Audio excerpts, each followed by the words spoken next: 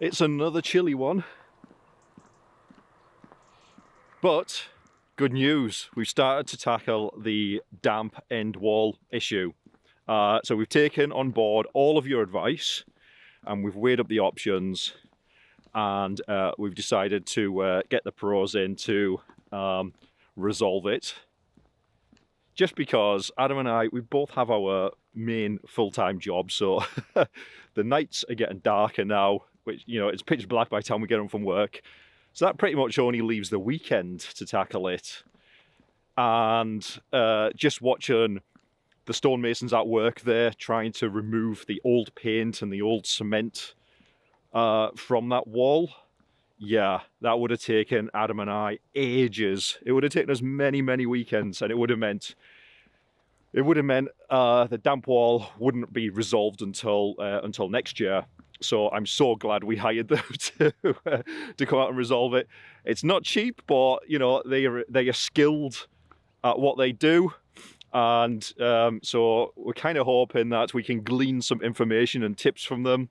So if there are other areas of the cottage that we wish to tackle ourselves next year, then we'll be far more prepared, and we'll have a rough idea of what we need to do, and time will be more on our side than it currently is at this time of the year. So I've left them to it, and I'm just taking Benji for a quick walk before I need to go back to the office. But I will be popping outside to check up on their progress throughout the day. I have a feeling they're probably going to be here for a couple of weeks working on this mind. It's quite a slow process. Chipping away with a chisel and hammer, seemingly that's the only way to properly do this without damaging the stone. Sandblasting in some cases can be a little bit too abrasive for the stone, but we'll see.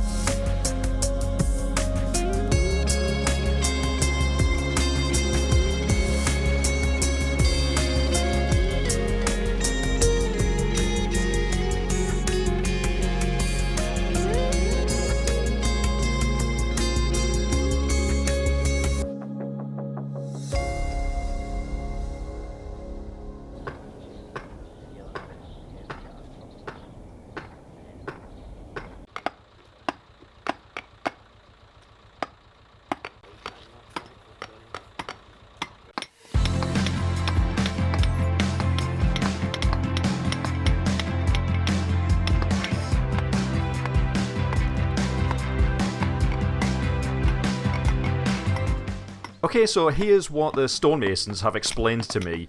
Over many years, layers of cement render and multiple coats of paint have been applied to the stone walls of the cottage. These layers act as a non-breathable barrier, effectively trapping moisture inside the stone and causing the cottage to sweat. For an old building like this, it is essential that the walls can breathe.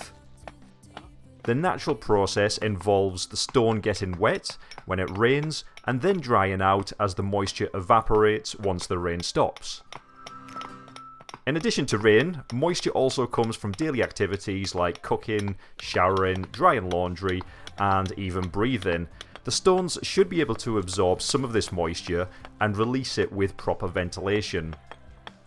However, this isn't happening due to the non-breathable layers on the exterior, which trap the moisture inside the stone. And to make matters worse, the cement render is already flaking off in places, and hairline cracks have formed in some areas. These cracks allow rainwater to seep behind the cement, where it gets trapped, keeping the stone perpetually wet. So, the best solution is to completely remove the cement render and paint layers. Then remove the cement mortar from between the stones. This must all be raked out to allow the walls to dry out properly. And finally, the wall needs to be repointed using a breathable lime mortar, which will let the stone breathe and function as it should. And unfortunately, sandblasting isn't an option for removing this thick cement render. So sandblasting might work if it were only layers of paint, but for the render, the removal has to be done manually, and this involves using a mallet and a chisel, with the help of power tools for particularly stubborn areas, taking care not to damage the stone underneath. So, once the cement, render and paint are removed, a very light sandblast will be needed to eliminate any paint residue embedded in the stone. What was I saying there? Aye, the thinner stones, don't worry about that. This is because obviously the sandblasting, you take that off. You hear? It's thinner, so we're not really concerned about taking that off. Yeah. You know what I mean? So the sand. Aye, the sandblast will take that off. So the paint on those is thinner, so the sandblast will take that We'll off. take the bulk it off, but it's thin. Yeah. It's the thicker stuff again, the layer of cement on the layer. Because when I took some of that, it's a layer of cement on it. Then when you take that off, there's another layer under with the paint on it. So that stuff's really thin, so it'll be fine, that'll come off. We've just tried to really get all the heavy stuff off, so when the blaster hits it, it'll clean the stone right back up to good as again. These wee bits here, look, some of them. Where's the dog went? There it is.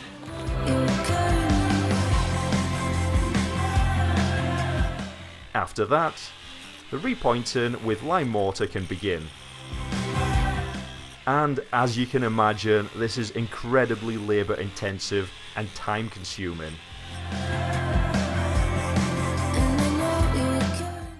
What's that? I'm saying that's a repair that's been done there, but they've done it with cement, which you don't want. They've just filled the whole thing with cement? Aye. Oh, for God's sake.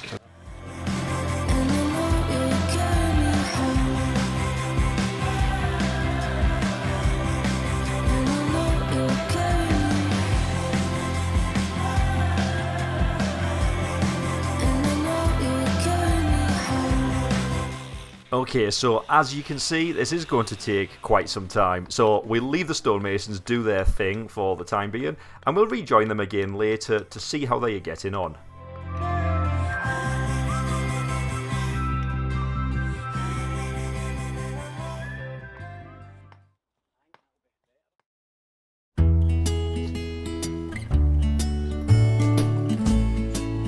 There we go.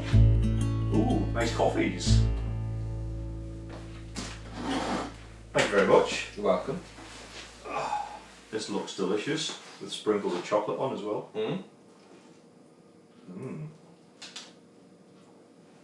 So, I just want to quickly talk about some of our newest members, Adam. Yep. We've got a couple of questions from two of our members. Okay. But first of all, I just want to give a quick shout out to our latest members who've subscribed and joined our membership program. So thank you very much for that. It's a quick shout out to Rosemary, Sandra, Eric, Paul, Janet, Newton, and Wendy M. Thank you very much for joining us. So Puck asks, are you focusing on the external projects and tasks before winter sets in? Definitely. Yeah, I think that's safe to say that is a definite. That's been non-stop for the past 2, 3, 4, well, since we moved in. Yeah. Just trying to get everything done because forecast today, later on today, the weather is going to change, so it's going to be -9 here tonight. Oof, wow. So that will be first really sharp frost, so we try to get garden sorted out, anything to do with the roof sorted out, tree sorted out, get basically all the outdoor jobs done that we don't want to be doing when the weather's absolutely disgusting. Yeah, absolutely. And as much as I am eager to get on with some of the interior projects, Adam keeps reminding me the interior projects, we can work on those during the winter on the cold dark nights, whereas the outdoor stuff, it makes sense to get that sorted as soon as possible before the bad weather. And so anyway, Puck also asks, do we have a list of projects for inside during the winter? List? A list of projects. Do you mean the endless list The endless. you keep creating for me? I think the list is up here in my head. Well, we've got kitchen projects to do. We've got some new cornicing to put on, putting doors on all the integrated appliances. We were looking at redecorating and redesigning the bedroom space. We've got living room space, stairs to work out what we're doing with that. There'll be some redecorating going on. There's downstairs bathroom to look at. Yeah. There's endless. Yeah. And we've also got to work, and I've still got a workshop full of stuff up there for things to be making for people. Yeah, absolutely. But yeah, so there is definitely a list of projects, but it's all kind of up here in my head, and it's just trying to prioritise the different projects, the interior projects. Another question, there's a lot of questions from Puck, isn't there? Yeah. I hope you're liking your lamp puck as well that I made for you. Oh yes. Thank you very much for that purchase. We really do appreciate it. So Puck also asks, I can't remember if you have covered over the heatable workshop for indoor jobs that might be more space or are too messy for. Right. Okay. So Have we got an outside space? have we got a heated outdoors? Have we got a heated workshop for jobs that are too messy for inside the house? We've got the boiler room, which is on the side of the house out there, which has got the big boiler in, which does produce some heat, so it is a bit warm in there. So yeah, if we've got specific painting jobs or sanding jobs and stuff like that, we can take them out there and do them in there. Yeah. So it's not freezing, and there's light and electric in there as well. Yeah. It's not. Which we'll do for now, but long term, no. It's not a huge space though. It's only inside the boiler room. It's quite a small room. So I mean, you can do certain tasks in there, but obviously you've got your workshop upstairs. But the problem with his workshop, obviously, it's in the house. So anything that with regards to sawing wood or spray painting or anything that's going to be messy, you wouldn't be able to do that in your indoor workshop. No. But as part of our larger plans, we do plan on having some kind of an outdoor space, building an outdoor space that we can use as Proper workshop. as a workshop. Yeah, Storage. way into the future because there are other things that need doing first. Also, he also asks, can you use water catchment system for the roofs / gutters?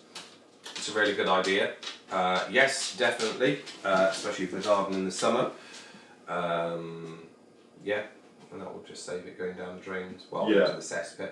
So, I mean, we are connected to the water mains anyway, but it might be a good idea for you to collect the rainwater and save that for watering the garden during the summer months. That rainwater is much better for plants anyway than just water out the tap. Yeah. Okay, so our other member, Eric Stemmer 2147, asks, how old is Benji and is he your first dog? I am sure he is loving having all of the space to run free with the move. So Benji is 4 years and 3 months old.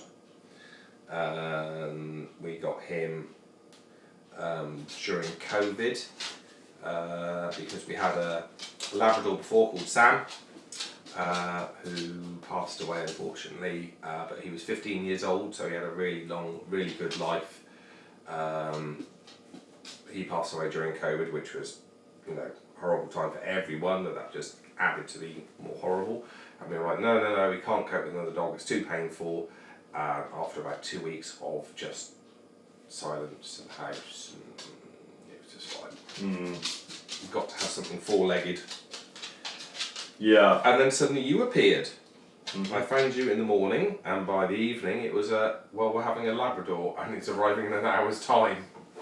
Adam called me. I was working from home. Obviously, it was in the midst of COVID, just after lockdown, during lockdown when things were starting to open up again, and you were allowed back outdoors and everything. And Adam phoned me saying, "Oh, by the way, Johnny, we're getting a Labrador puppy this afternoon." I was like, "What?"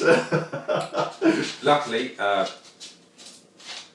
found a really good Labrador breeder who was based up in Edinburgh. So we know he comes from good pedigree, good background. We met mum and dad, everything like that. So that was really good, because you always need to choose your dogs carefully and know the background, where they came from, and know if they've got sort of hereditary bad hips and bad health and everything like that. So I checked all that out. He was really good. He wanted to come and do a home visit to make sure we were suitable for him as well. And that will happen in the same day. And yeah, you appeared, didn't you? We did our small. Yeah, we did our research. As Adam said, Benji's not our first dog, so we know the score. We did the research before we get him. And so Eric also asks any progress on finding a gate. Yes. So this is the gate. We've been looking for a gate to go at the end of the driveway to stop the escape artist, very little piglet escape artist, escaping from the garden and taking himself off to the pub. Do you remember that? We don't mind him taking himself off to the pub, but there is a road outside which doesn't have an awful lot of traffic, but a little bit further down there is a slightly busier road. It's a 60-mile-an-hour road, and it's always a concern that he might end up wandering onto that road. The thing is, during the summer when it is nice weather, you just want to be able to open the doors and he can just have free rein in the garden to do whatever he wants to do. So the gate. Yes, so we have found a gate from an agricultural company. So we've gone for a nice traditional 5-bar wooden gate and posts, which is currently sat outside the driveway, waiting to be put up. So that's. Oh yeah, so we haven't finished our outdoor jobs. We've got that to do. Oh yeah. God damn! Just when we thought the outdoor stuff was finished. And so Eric also says, I spent a little time in Edinburgh while I was doing some of my training more than 30 years ago, and I have a lot of fond memories of my time there, and he's still in touch with a lot of people who he met, and that's probably why he gravitates towards things online with Scottish content. And so he says, Johnny, you really have a very natural and relaxed way of talking. Really? Thank you very much for that. You have a really relaxed way of talking, along with your accent, which I think makes your presentations all the more enjoyable. I'm interested in knowing more of your backstory. Being from the USA, I can't easily place Brits by your accents. I had assumed Johnny was Scottish. Really? Okay. But it seems like you said somewhere in a previous video that you moved to Scotland about 15 years ago, maybe. So if your accent is not Scottish, where are you from? Adam seems to have a more British accent to me. Seems I was told that Eastern Scottish, as in Edinburgh way, accents are more British sounding. And the more west you head, the thicker the Scots accent. Is Adam from Edinburgh area, maybe? So Adam's actually from closer to Wales than he is Scotland originally. Right on the Welsh border. On the Welsh border, In the marches. Yeah. So neither of us are Scottish. You're right. I moved up to Scotland. I think it was about 16 or 17 years ago now. I moved up to Scotland from the northeast of England, and Adam moved up to Scotland about 5 years ago. And as we said, he's from the not south of England, kind of West Midlands. West Midland, the marches. That area. Yeah. So as you said, not far from Wales, just on the border of Wales, where he's originally from. So yeah, neither of us are Scottish. But that's all for now. Thank you very much, and we'll catch up with you all later. See you soon.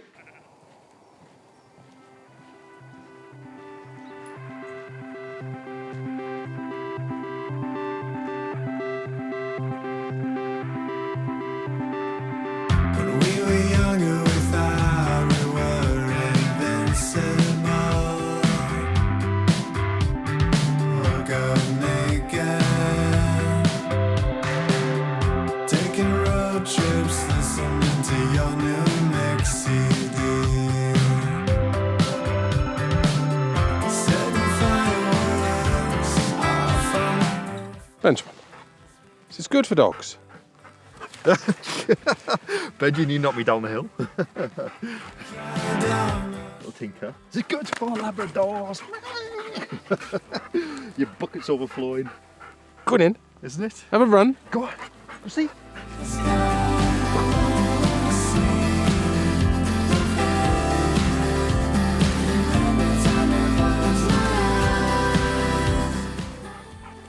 This is quite a nice walk, isn't it? Mm-hmm. Views are amazing. Where are you? There you are, behind me.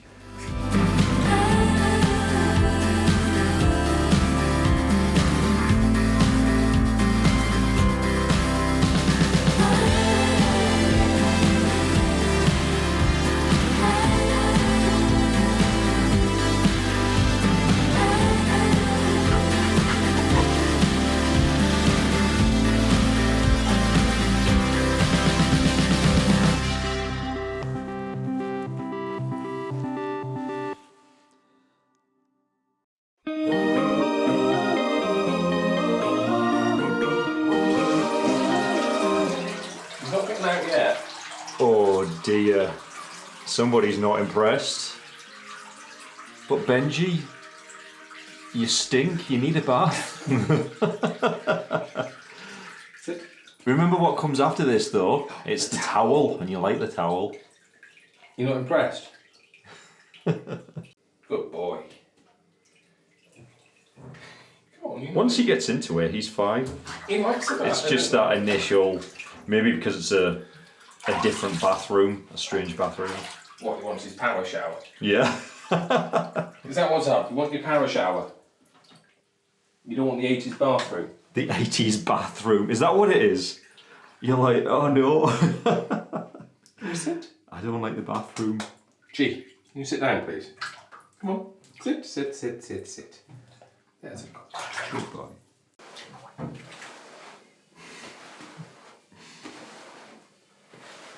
Don't look so sad, puppy. No, you're not enjoying this, are you? You really like it?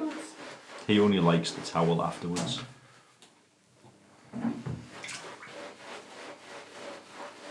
Well, he's managed to soak the bathroom, soak me,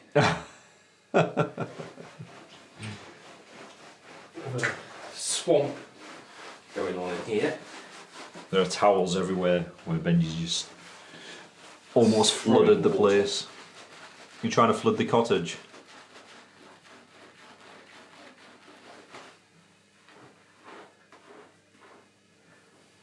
Me here. He's not impressed. He isn't, is he? Benjamin.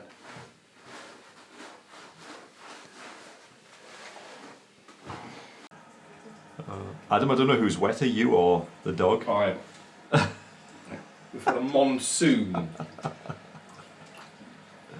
Hey, was that traumatic? Poor Towel. Benji. You like this bit though, don't you? Gotcha. No shaking.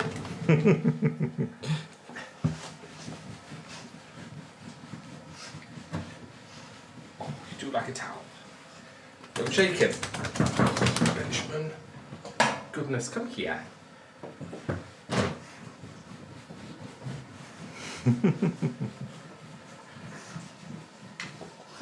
What are you doing?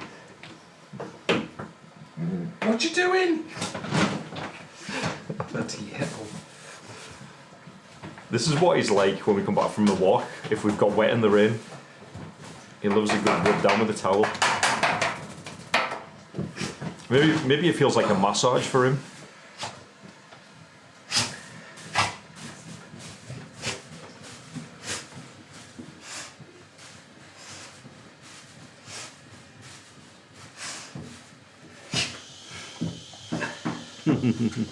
Goodness me. Right, I better put the camera down and help you then, eh? Oh, that might be helpful. Have you survived? Yeah.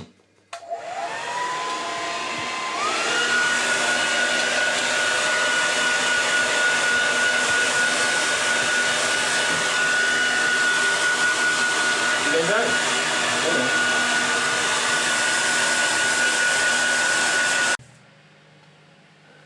Is that better, Labrador? no. Got a spare dog.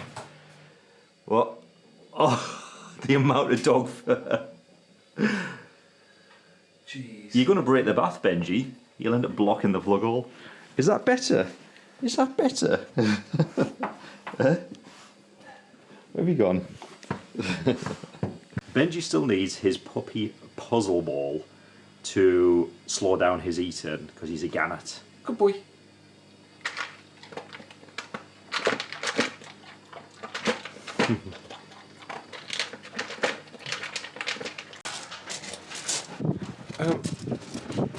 What are you doing? It's 10 o'clock at night.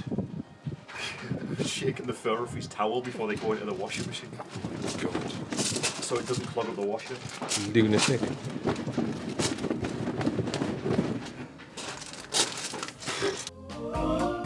Which one is the real Benji? That is the question.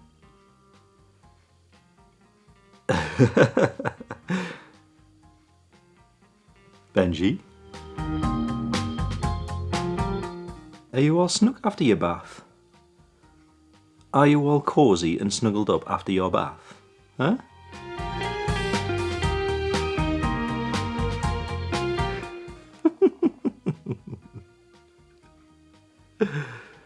You are a silly Labrador, aren't you?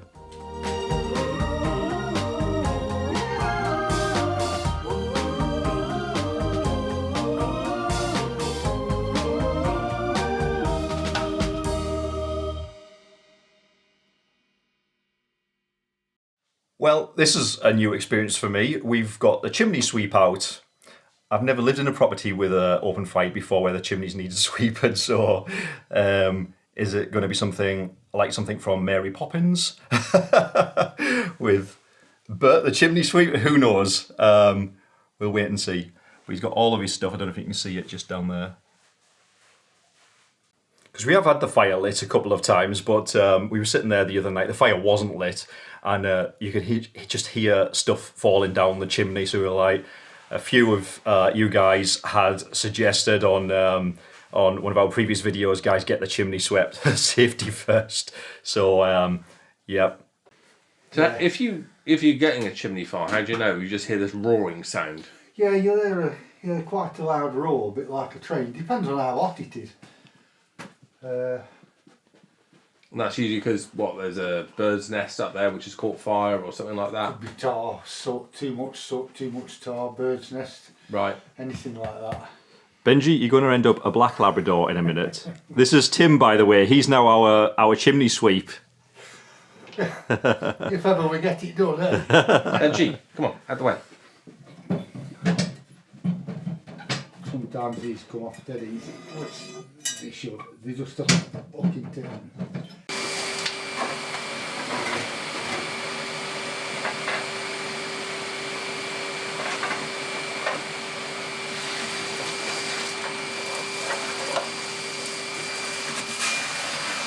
So this is to stop soot going everywhere, yeah? Yeah.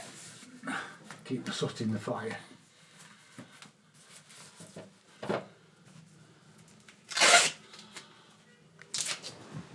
I hope you're paying attention, Benji, because we'll expect you to do this.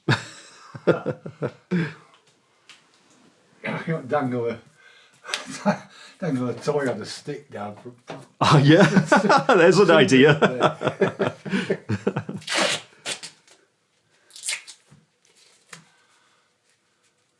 But it's not uniformly big. It's sort of, you can see where stuff's fallen out the wall on both sides. So it goes all, it's all over.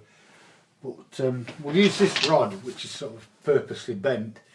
So then this brush will sort of go in around ledges and stuff.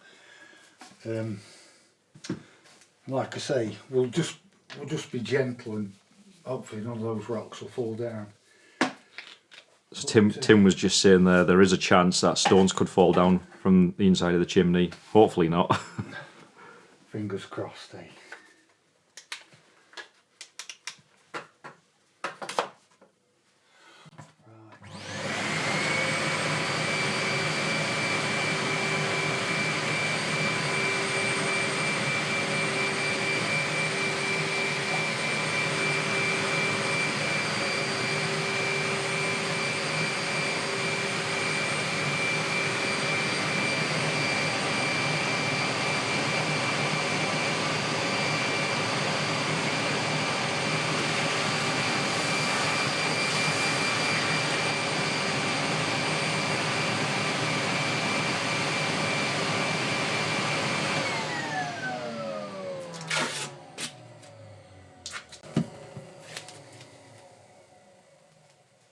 Imagine trying to do this in the old days before vacuum cleaners were invented. Oh, bloody nightmare, eh? Yeah. Crikey. I'd be lost without that. See some folk say, yeah, I used to do it, but my wife won't let me do it anymore. It's just having that, you know. Yeah.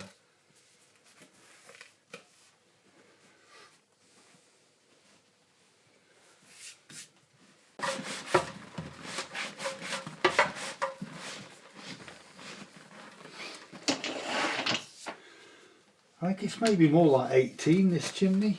Mm. See, that's the thing.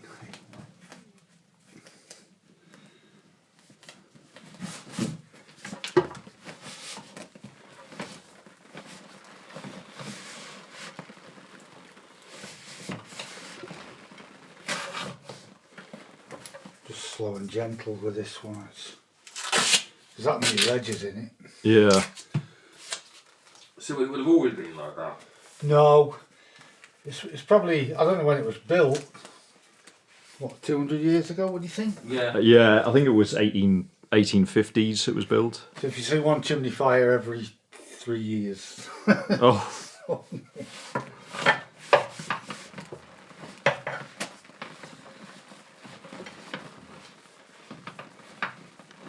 Just getting the soot off those ledges. It's a bit time consuming, but The ledges all the way up, or was it just like the first bit? all the way up. All the way up. All where all the old mortar's fallen out.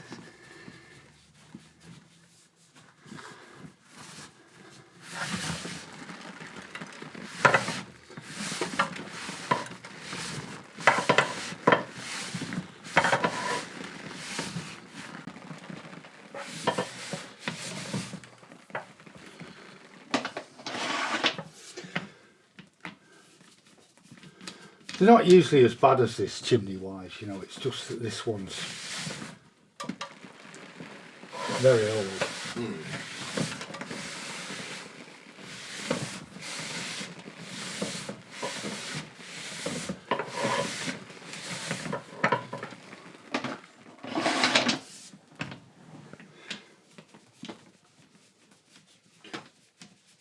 Can you tell because of when the chimney's last been swept by the amount of stuff that's coming down, or is it just... You can have a rough idea. Yeah. If they've been burning really dirty coal, the chimney can soot up in 3 or 4 weeks. Right. If it's really poor quality coal. And if they've been burning damp wood or unseasoned wood, you know, you can block a chimney up quite quickly.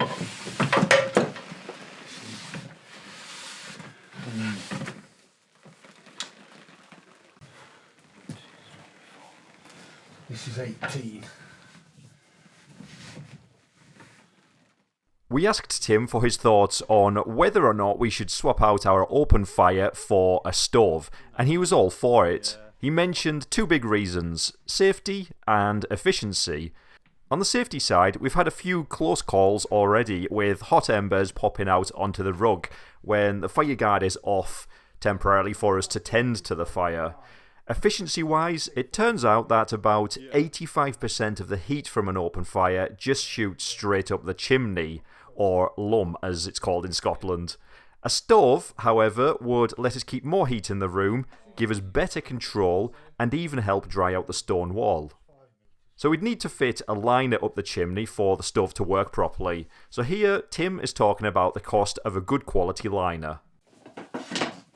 18 foot minus a metre.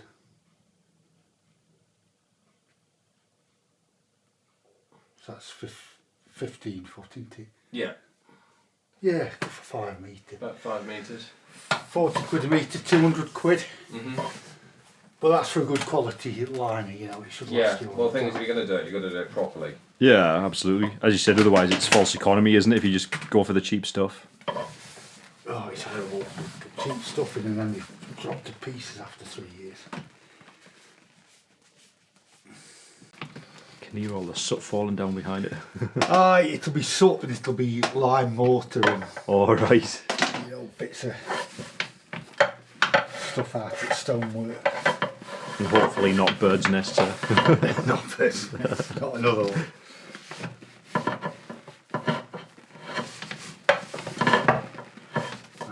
That's more of a rock than a stone, I think.